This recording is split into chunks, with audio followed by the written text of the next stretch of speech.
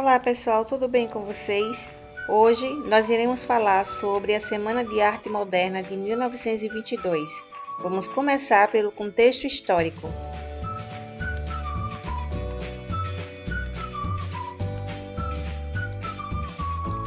Comemorando os 100 anos de independência do Brasil e o fim da Primeira Guerra Mundial, o nosso centenário artístico vivia sob forte influência das vanguardas europeias.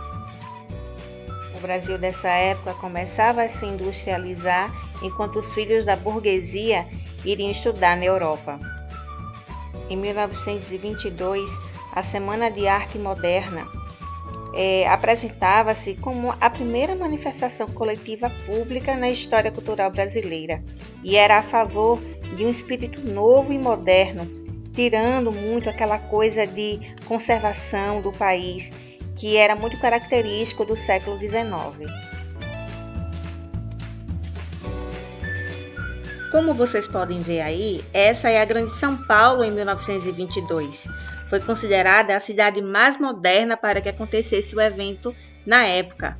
Além do mais, ela recebia a burguesia europeia, além de abrigar grandes artistas da época.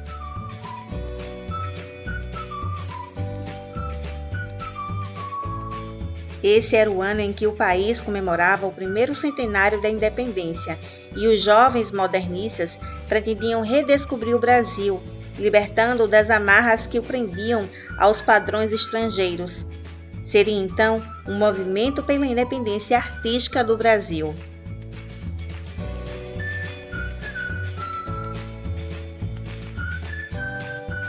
Até aí nenhuma novidade nem renovação, mas partindo desse ponto, pretendiam utilizar tais modelos europeus de forma consciente para uma renovação de arte nacional, porque eles estavam preocupados em realizar uma arte nitidamente brasileira, sem complexos de inferioridade em relação à arte produzida na Europa. Essa arte nova aparece no início através das atividades críticas e literárias de Oswald de Andrade, como vocês podem ver aí esse de chapéu, Menotti del Pichia, que é o segundo de óculos, Mário de Andrade, que é o terceiro, e muitos outros que nós vamos conhecer no decorrer da aula. Essa obra aí, pessoal, de Oswald de Andrade já demonstra ideias revolucionárias, né? Porque ele começa a falar do manifesto futurista de Marinetti, que propõe o compromisso da literatura com a nova civilização técnica. Então, esse artista alerta para que valorizemos as raízes nacionais, né? Porque até então o olhar é só para a arte europeia. Então, ele cria movimentos com o pau-brasil, né? Escreve para os jornais expondo suas ideias renovadoras, né? Com os grupos de artistas, e eles começam a se unir, a se interessar em torno dessa nova proposta estética do ponto de vista artístico. Como vocês podem ver aí, né, já nos anos 20, lá na cidade de São Paulo, foram expostas essas duas obras de artes, né? Essa primeira aí, de Lazar Segal, né, mostra a imagem da família, só que ele quebra o tradicionalismo, né, como vocês podem ver na imagem. E a segunda obra de arte é de Anita Malfatti, né, chama A Estudante, também quebrando um pouquinho aí dos paradigmas, visto que naquela época o fato de a mulher poder estudar também já era um tabu. Então, a primeira obra é de 1913 e a segunda é de 1917. Para o ano, vocês podem ver o quanto que eles enfrentaram preconceito, né?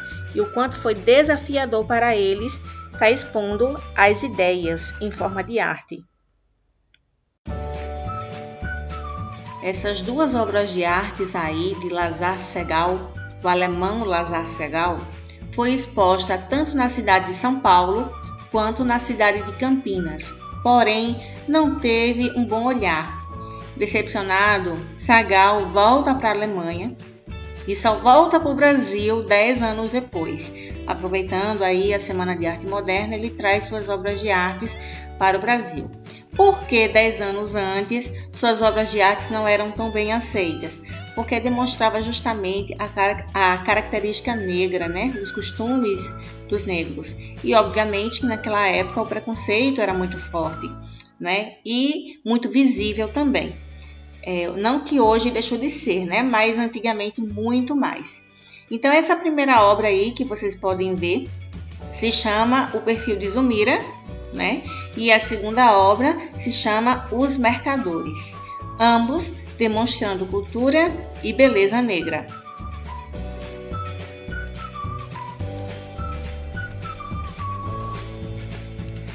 A exposição de Anita Malfatti em 1917, recém-chegada dos Estados Unidos, né, e da Europa, foi outro marco para o modernismo brasileiro.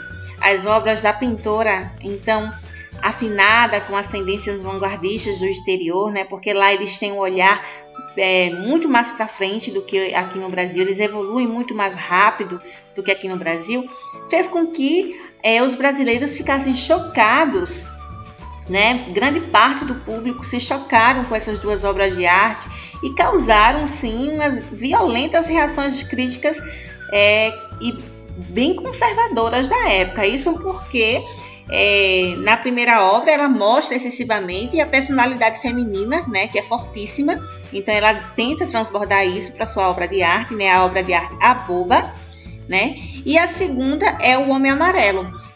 O que ela quer passar com o Homem Amarelo? Ora, a mistura de raças, né, e claro que a comunidade ficou abismada com essa exposição para a época. 1917, nossa, o conservadorismo era demais, embora não fosse praticado excessivamente, mas eram escondidas as 7 capas. E quando isso se expunha de maneira artística, era uma revolução, né? Então, pessoal, diante da polêmica, né, das obras de Anita Malfatti, Monteiro Lobato, como vocês já devem ter ouvido falar dele, tá aí a foto dele, resolve escrever um artigo para o Jornal do Estado de São Paulo, né? E nesse artigo ele intitula o seguinte, né? A propósito da exposição Malfatti, como se fosse a favor da exposição de Anita Malfatti. Esse artigo ele foi publicado na seção de artes artísticas, né? Artes artísticas, na edição de 20 de dezembro de 1917. Quem quiser procurar para saber mais um pouco, fica à vontade, né? E diante dessa crítica dele, ele foi mais contundente, né?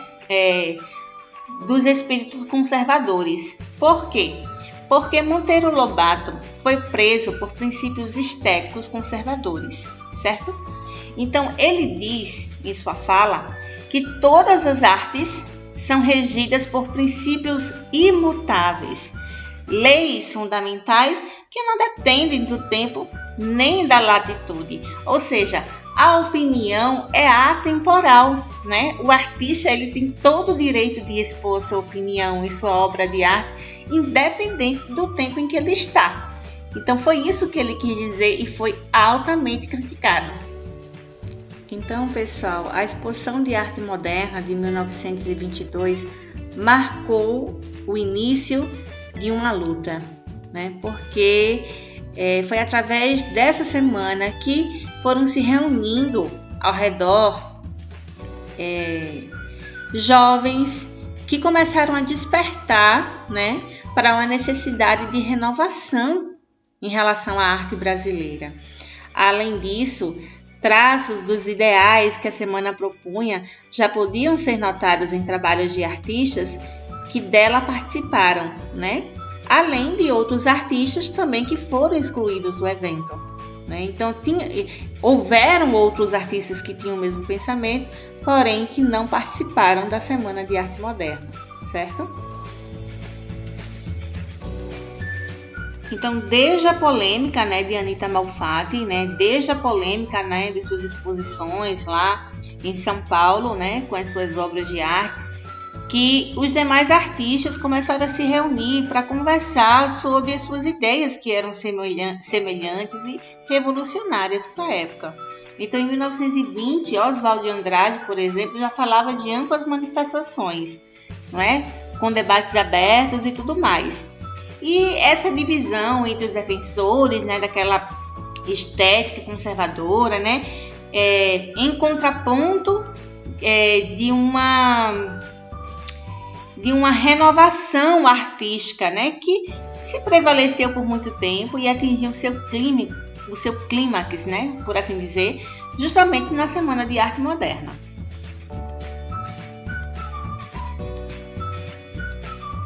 Para além disso, gente, havia escritores, né, como Mário de Andrade, Oswald de Andrade, que tanto a gente comentou aqui, Menor del Pichia, Sérgio Milliet, Plínio Salgado, Ronald de Carvalho, Álvaro Moreira, Reinaldo de Almeida, Ribeiro Couto e Guilherme de Almeida. Na música estiveram presentes nomes consagrados como Villa-Lobos, Guiomar Novaes, Hernani Braga e Frutuoso Viana. Olha que riquíssima a Semana de Arte Moderna. Então, como vocês podem ver aí, tá aí a obra revolucionária de Lázaro Segall, né, grande artista revolucionário que colocou sua ideia aí em forma de uma obra de arte, um excelente artista plástico. Então, o que é que a gente pode trazer diante dessas ideias revolucionárias dos nossos artistas de 1920 para cá?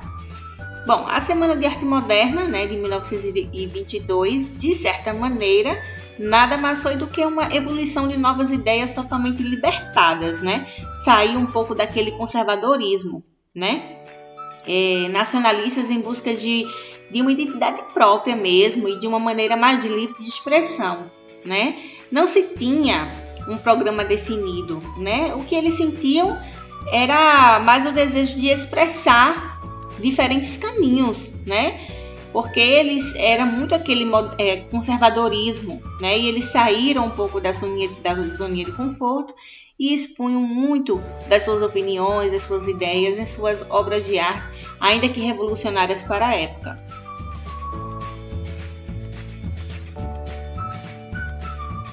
Então, como vocês podem ver aí, né, na capa do jornal, nós podemos ver que mostra, né, a Semana de Arte Moderna, com a sua abertura oficial do evento em 13 de fevereiro de 1922, numa segunda-feira, né? E foram espalhadas pelo salão do Teatro Municipal de São Paulo várias pinturas e esculturas que provocaram reações de espanto diversas diante do público, né? O espetáculo teve início com uma confusa conferência, né, do escritor Graça Aranha, intitulada A Emoção Estética da Arte Moderna. Porém, apesar da revolução, tudo aconteceu de forma calma, discreta, né? Não houve alvoroço, apesar dos caras e bocas da crítica. Bom, pessoal, antes de ler esse poema, eu vou começar falando sobre o segundo momento da Semana de Arte Moderna, né? Que começou lá na segunda-feira, no dia 13, né, de 1922, em fevereiro de 1922, e aí na terça não acontece, e acontece no dia 15 de fevereiro de 1922, uma quarta-feira. Nesse dia, pessoal, Guiomar Novaes era para ser a grande atração da noite, mas contra a vontade dos demais artistas modernistas. Então ele aproveitou o intervalo do espetáculo para tocar alguns clássicos consagrados, né? De início foi muito aplaudido, mas a atração dessa noite foi a palestra de Menor del Pichia sobre a arte e a estética. Então Menor apresenta os novos escritores dos novos tempos e surgem vaias e barulhos diversos, como miados, latidos, grunhidos, que se alternam e se confundem com aplausos. Então o poema foi esse aí, né? Eu vou ler só a primeira e a segunda estrofe para vocês verem. Então, enfunando os papos, saem da penumbra, aos pulos os sapos, a luz os deslumbra. Em ronco que a terra, berra o sapo boi. Meu pai foi à guerra, não foi, não foi. Quando Reinaldo de Carvalho leu o poema intitulado Os Sapos, de Manuel Bandeira, o poema está criticando abertamente o parnasianismo e seus adeptos, né? O público, gente, fez coro, atrapalhando a leitura do texto, ou seja, houve muita algazarra no evento.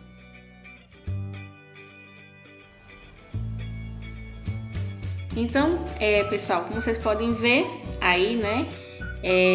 A Semana de Arte Moderna termina no dia 17 de fevereiro de 1922, numa sexta-feira.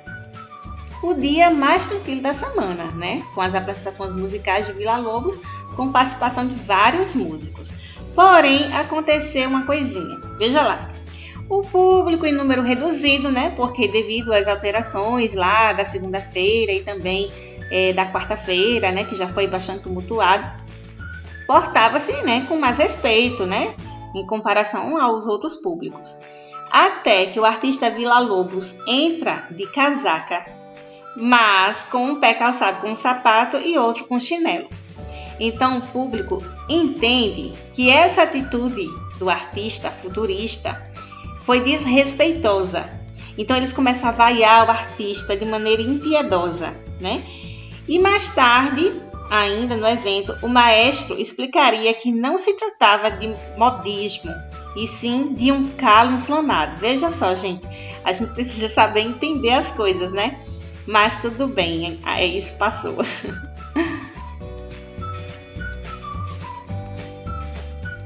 Essa obra aí que vocês podem ver, né, pessoal, de Cândido Portinari, mostra a realidade, né, que é a fome, que era gritante naquela época. Os grandes artistas daquela época acreditavam que a Semana de Arte Moderna não foi como eles gostariam que fosse, não teve tanta amplitude, né? Primeiro porque a exposição de arte parece não ter sido coberta pela imprensa da época, né? O conservadorismo era muito forte e claro que a burguesia ganhava. E somente teve nota publicada por participantes da semana que trabalhavam em jornais, como foi o caso de Maria Andrade, Menor de Pixia e Graça Aranha, que foi justamente, né, os 3 conferencistas cujas ideias causaram grande alarde na imprensa. Então tá aí, pessoal, mais uma obra para vocês apreciarem de Cândido Portinari, né, onde ele critica severamente a mão de obra escrava, né, foi altamente criticado por essa obra. E qual a lição que a gente pode tirar diante da Semana de Arte Moderna? Que apesar de ela não ter sido bem recebida naquela semana, de ter havido várias críticas e vaias, né, diante das apresentações, a gente pode entender que o tempo presenteou essa semana com um valor histórico e cultural talvez inimaginável, né, para aquela época. Então, a gente pode concluir, pessoal, que nem sempre o que é aceito, o que não é bem aceito em determinado tempo, né, com a história, como que foi a história e como é que ela é contada, em outro tempo ela é bem aceita. Pena que os artistas futuristas nem sempre são bem aceitos em sua época. Entre os movimentos que surgiram na década de 1920, destacam-se 3, que foram o Movimento Pau-Brasil, o Movimento Verde Amarelo e Grupo ANTA e o Movimento Antropofágico. E a principal forma de divulgação dessas novas ideias se dava através das revistas. Dentre elas se destacavam 2. Uma delas é essas aí que vocês estão vendo, a Clexicon e a Antropofagia. O Movimento Pau-Brasil foi um movimento artístico lançado no Brasil em 1924 por Oswald de Andrade e Tarsila do Amaral, que apresentava uma posição primitiva, buscando uma poesia ingênua de redescoberta no mundo e do Brasil, e que foi inspirada nos movimentos de vanguardas europeias devido às viagens que Oswald de Andrade fazia à Europa. O movimento exaltava a inovação da poesia, o primitivismo e a era presente ao mesmo tempo em que repudiava a linguagem retórica da poesia. Convivem dialeticamente o primitivo e o moderno, o nacional e o cosmopolita, sendo ideologicamente a raiz do movimento antropofágico. O movimento verde e amarelo e o grupo da ANTA foram movimentos culturais decorrentes da Semana de Arte Moderna em 1922. Na literatura, tem por característica textos patrióticos, ufanistas e a idealização do país. Características formais, versos livres sem rima, recusando todo e qualquer contágio com ideias europeias. Esse movimento é uma reação às intenções primitivas do pau-brasil. Liderado por Cassiano Ricardo, Menotti Delpichia, Plínio Salgado e outros, o grupo acabou caindo no nacionalismo ufanista, escolhendo como símbolo de suas ideias a anta, animal que tinha uma função mítica na cultura tupi. Esse movimento converteu-se em 1926 no chamado Grupo da Anta, que seguia uma linha de orientação política nitidamente de direita, da qual sairia na década de 1930 o integralismo de Plínio Salgado.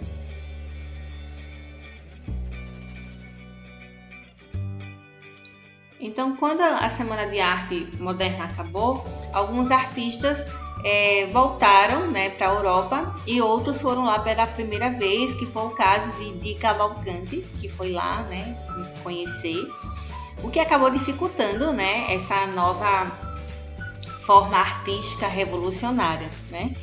Por outro lado, outros artistas foram chegando, que tinham igualmente importância, que é o caso de Tarsila do Amaral, e ela foi um dos grandes pilares no movimento brasileiro, em se tratando de obras de artes.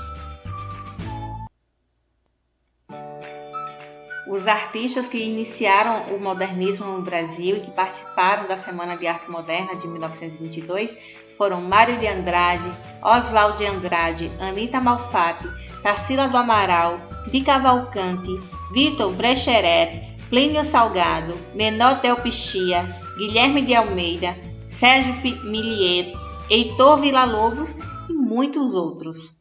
Fiquem agora com as obras deles. Anotem essa aula em seus cadernos e fiquem ligados que a próxima aula será um exercício referente a esse vídeo. Fiquem todos com Deus e até mais!